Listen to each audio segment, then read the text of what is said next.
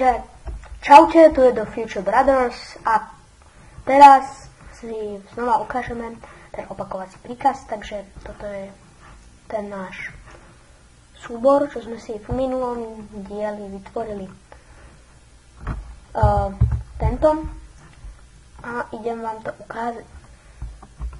Takže dáme edit, to si môžeme vymazať. A zabudol som, že toto echo off má byť predtým so zavináčom, takto by to fungovalo.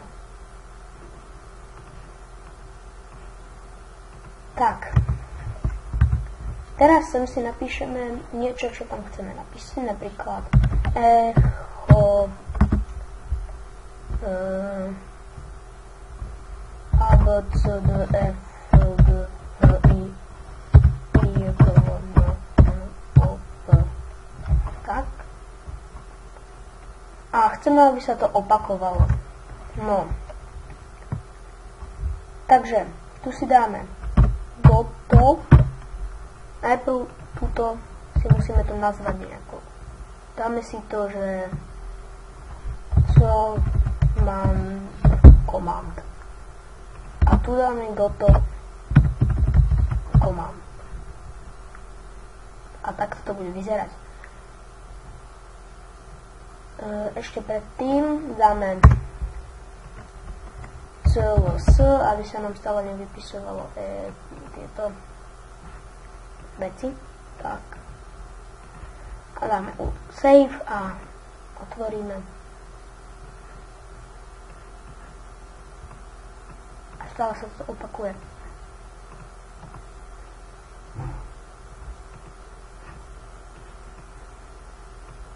Ešte to celé to zmažem a bude to vyzerať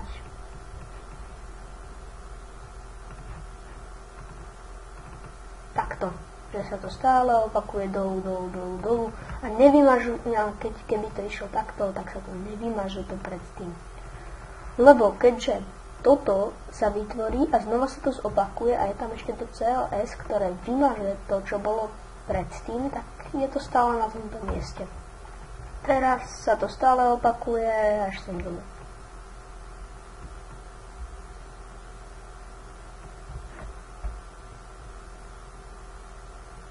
No. Kým som tam neklikol, tak sa to opakovalo.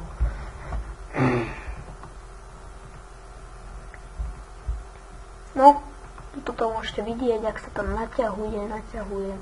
Stále sa tam pridávajú. Aj. No. A teraz by som chcel ukázať niečo také trocha ťažšie, čo sa tu dá robiť. A je to set P, alebo takto P.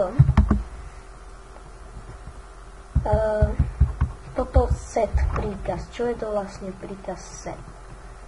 No, to si vytvoríme teraz nejaké pomenovanie jednoducho.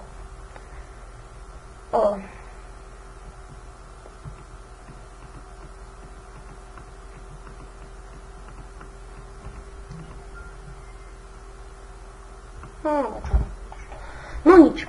Takže existuje príkaz set P a set A.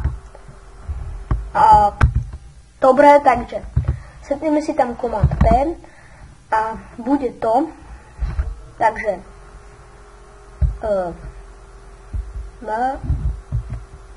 akože matematika. Takže teraz teraz idem vytvoriť ako keby kalkulačku, čo si tam zadáme, tak to nám vypočíta. Je to troška jeden z ťažších príkazov,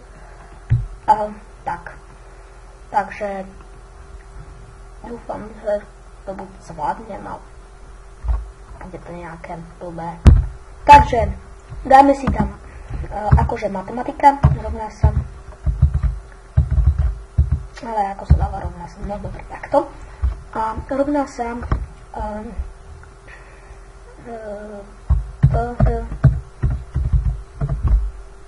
príklad, že tam zadáme príklad. Dobre, tu dáme echo.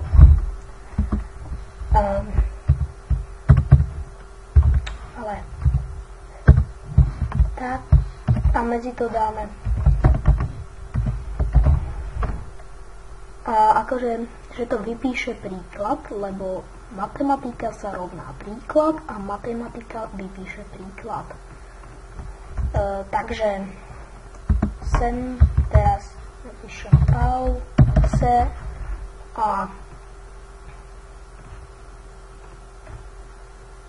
je z toho toto príklad. Napíšem 1 plus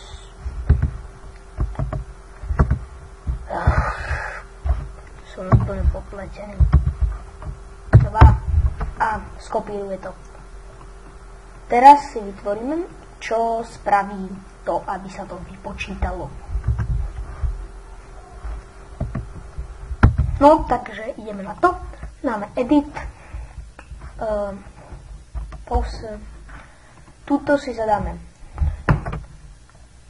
set,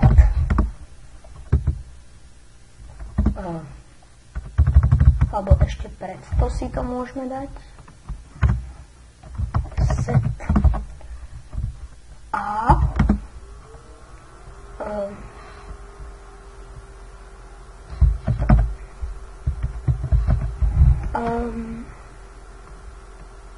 ako dobre, takže je to zle som to napísal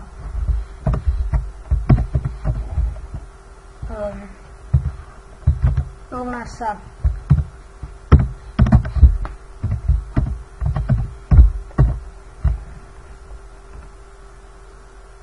tak. Teraz by to malo fungovať ako kalkulačka, lebo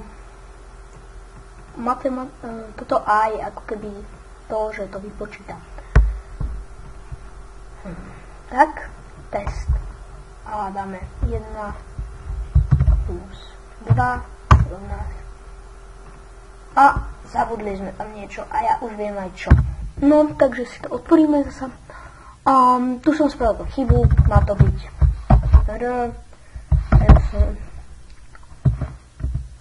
tak. Teraz to už bude 100% fungovať ako kalkulačka. To dáme si tam 1 plus 2 rovná sa 3. A ešte napríklad 4 plus 4 rovná sa 8. Takže je to kalkulačka. Ešte si spravíme z toho kalkulačku, ktorá sa bude dať viackrát použiť. Takže túto si dáme start,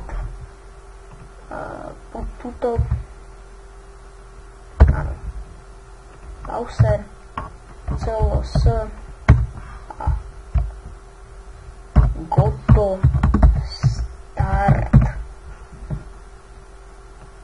To sú tie príkazy opakovacie. Save a teraz si tam napíšeme napríklad 1